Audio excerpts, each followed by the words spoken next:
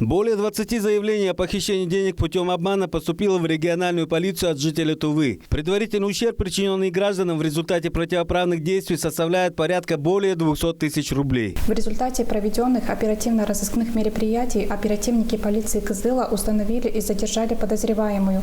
Ею оказалась 23-летняя жительница столицы.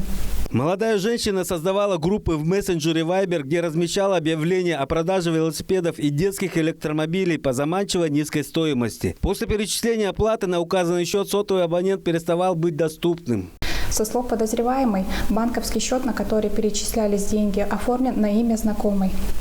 Допрошенная в качестве свидетеля владелица счета пояснила, что оформила банковскую карту на свое имя по просьбе подозреваемой, так как она якобы потеряла свой паспорт и не может открыть счет в банке, после чего передала ее последней для пользования. В настоящее время подозреваемая содержится в изоляторе временного содержания.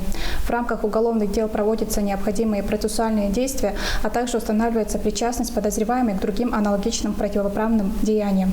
Когда мы готовили данный сюжет, стало известно, что суд отказал в аресте подозреваемой в мошенничестве женщины в связи с наличием у нее малолетнего ребенка. Количество возбужденных дел продолжает увеличиваться. Понял, спасибо.